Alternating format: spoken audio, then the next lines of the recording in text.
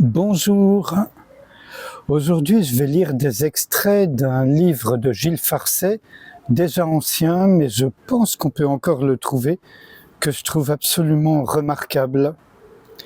C'est L'homme se lève à l'ouest, les nouveaux sages de l'Occident, aux éditions Albin Michel. Donc il a plus de 30 ans, hein. Je vais voir si je trouve... 92, il a 35 ans quasiment. Voilà. 34 disons. Hop. Voilà.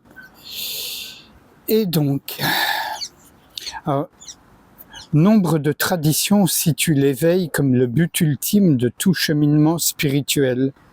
Mais qu'est-ce précisément que l'éveil ? Quelle est donc la nature de cette expérience dont beaucoup parlent, mais que peu vivent ? Que reste-t-il de la sagesse, une fois celle-ci dépouillée de ses oripeaux exotiques ? Comment s'incarne-t-elle au quotidien ? Donc c'est le point de départ. Je suis pas tout à fait d'accord avec ça, mais ça n'a aucune espèce d'importance. Ce travail de Gilles Farcet est vraiment, selon moi, remarquable. Donc j'ai choisi des extraits, alors c'est sur Ram Dass et Milošević. D'abord Ram Dass. Oui, j'ai oublié de préciser que dans ce livre, en fait, on rencontre plusieurs, ce que les gens appellent éveillés, donc des enseignants, disons.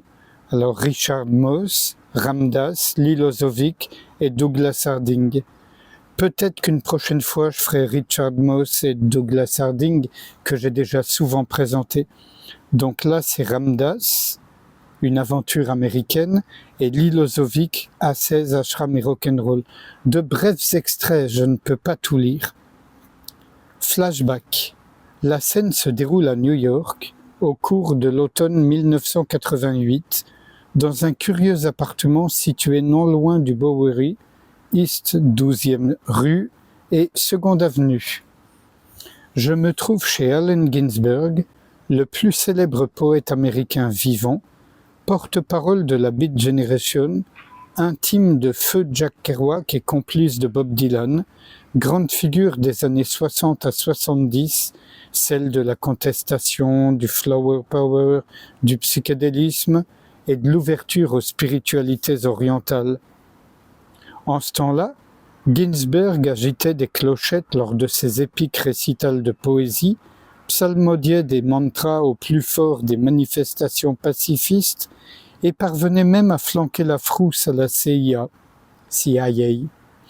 Loin de renier ses convictions, il les a approfondies, a voulu leur donner de solides fondations intérieures, en se faisant l'élève du tibétain Chogyam Trungpa, décédé il y a peu, et avec lequel il a fondé l'Institut Naropa à Boulder, Colorado. Drôle d'oiseau que ce Trungpa, gredin de Rinpoché si brillant et si déroutant, à propos duquel nous avons des dialogues éclairants. Moi, pourquoi Trungpa est-il mort d'avoir trop bu ? Ginsberg. Pour que tu cesses de te faire des idées romantiques à propos du bouddhisme. Non. J'arrête là cet extrait qui faisait apparaître ce très très cher Ginsberg, très cher pour moi. Alors, je raconte à Ram Dass l'histoire de Stephen Jourdain. Ram Dass, j'ai oublié de le préciser, c'est Richard Alpert. Il le rappelle bien, je l'ai déjà rappelé aussi dans des vidéos, mais voilà. Mon hôte apprécie le parcours de cet homme éveillé à 16 ans, devenu agent immobilier et père de 4 enfants. Ah, c'est merveilleux! Cela me fait penser à la tradition soufie. Les soufis vivent souvent cachés, élèvent leur famille en exerçant une profession quelconque.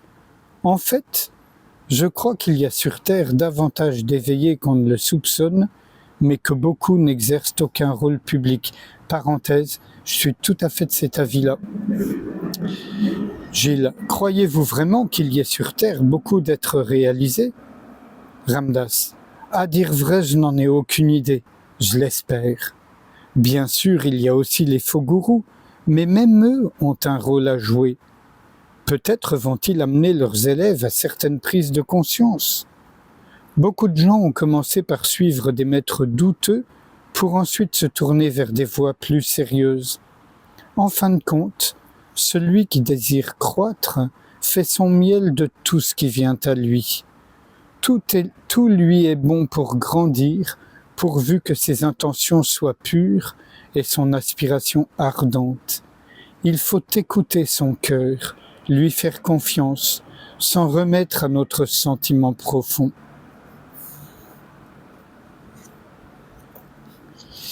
Et là, on est chez Lilozovic. Alors d'abord, voilà. C'était l'une de ces journées ensoleillées familières au sud de la France. Nous nous trouvions, cette fois encore, à la table généreuse d'Yvan Amar. Le repas achevé, le maître de maison extirpa 3 ouvrages de sa bibliothèque et me les remit sans trop d'explications. Tiens, ce sont des livres d'un éveillé américain que j'ai récemment rencontré à Paris. Je crois qu'il gagne sa vie et celle de son ashram en jouant du rock'n'roll. Je jetai sur les bouquins un œil quelque peu tiède. Il me semblait à l'époque avoir eu mon compte de littérature spirituelle. La couverture de l'un d'entre eux parvint cependant à capter mon attention l'espace d'1 minute. La photo évoquait davantage l'atmosphère d'un groupe rock des années 70 que celle d'un ashram, fût-il américain. On y voyait, se tenant par le cou, une bande d'individus dépenaillés dont les lunettes noires, les galurins et les mines patibulaires paraissaient relever d'un humour au second degré. Au centre du groupe, appuyé sur une guitare basse, se détachait un barbu à l'expression amusée que l'on devinait d'emblée être le leader, quoique son physique n'eût en lui-même rien d'imposant. Le titre, Living God Blues, le blues du Dieu vivant, comme tracé à la peinture rouge, achevait de conférer à cette couverture des allures de pochette d'album bourrées de bons vieux rock blues bien carrés et bien gras enregistrés au Texas. De fait, Yvan me précisa que la communauté fondée par le barbu nommé Lilozovic était établie au fin fond de l'Arizona. Voilà, ça plante le décor avant la rencontre. Et là, on est dans l'ashram de Li, jeudi 24 janvier, 7 heures du matin. Me voilà assis en méditation dans le Darshan Hall. Les recommandations du maître en la matière sont on ne peut plus simples et profondes. Pour en communiquer la teneur, je me contenterai donc de citer la brochure présentant la communauté et ses pratiques. De même que l'exercice physique, la méditation est fréquemment considérée comme un moyen d'aller mieux. Bien que la méditation ait effectivement des effets secondaires bénéfiques, nous ne saurions méditer en vue de les obtenir. La méditation est essentiellement une expression de la vie telle qu'elle est, ou de l'esprit qui s'abstient de tirer des conclusions. Bien qu'elle ne soit pas ici fortement ritualisée, elle n'en constitue pas moins une forme d'adoration. La manière dont nous méditons est très simple. Il s'agit de s'asseoir calmement et confortablement, les yeux fermés ou ouverts. Nous accueillons tout ce qui se lève en nous, sans rien en conclure, sans tenter d'ajuster nos pensées et nos sentiments. Le contexte de notre méditation est essentiellement le suivant. Ce qui peut advenir en nous durant la méditation est cette méditation. Gilles, simpliste? Non, subtil. Et combien difficile à mettre vraiment en pratique. Parenthèse, oui et non. Je passe d'autres extraits.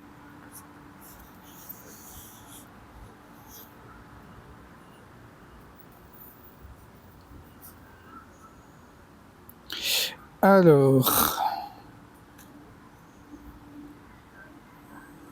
je vais passer cet extrait aussi parce que...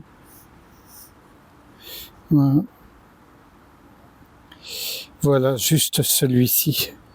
Qu'est-ce donc que cet éveil survenant comme de but en blanc?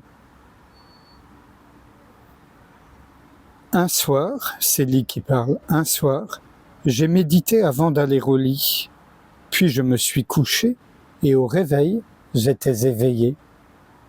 Au sens mystique et traditionnel du terme, j'ai regardé autour de moi, rien n'avait changé, mais tout me paraissait différent. J'ai soudain pris conscience de la nature de l'illusion, j'ai mesuré à quel point j'étais auparavant pris dans les filets de ce que les hindous appellent la Maya.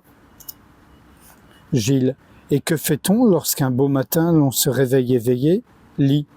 Je me suis levé, ai pris mon petit déjeuner, me suis habillé, et j'ai fait ce que j'avais à faire ce jour-là. Au bout d'un certain temps, il est devenu clair que l'état de conscience dans lequel je vivais ne changeait pas, qu'il se maintenait constamment. Non seulement il se maintient, mais il se développe. En fait, il n'y a pas de limite à son développement. Je dirais même que l'éveil constitue le début de la véritable évolution. Gilles, dans ce cas, pourquoi cette réticence à employer l'expression « mon éveil » Lit.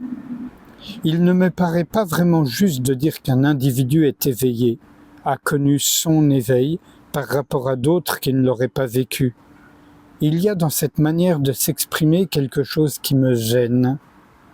Sans doute puis-je me référer à mon éveil, mais en réalité, il n'y a plus personne pour être éveillé. Parler de mon éveil, c'est sacrifier à la norme du sommeil. Dans le monde du sommeil, il y a effectivement des individus qui essaient de s'éveiller, mais dans le monde éveillé, ces distinctions disparaissent. Et sans réfléchir à ce qui vient d'être lu, je vous invite à ce qu'on passe un instant ensemble, quasiment dans la même approche que Lee décrit dans sa brochure, c'est-à-dire de simplement tout laisser se présenter tel quel, et non pas en faire un objet de méditation, mais pour moi en tout cas, ne pas s'impliquer, ne pas donner de carburant aux pensées, aux sensations, aux émotions, aux chants du monde. Juste être ouverture, écoute.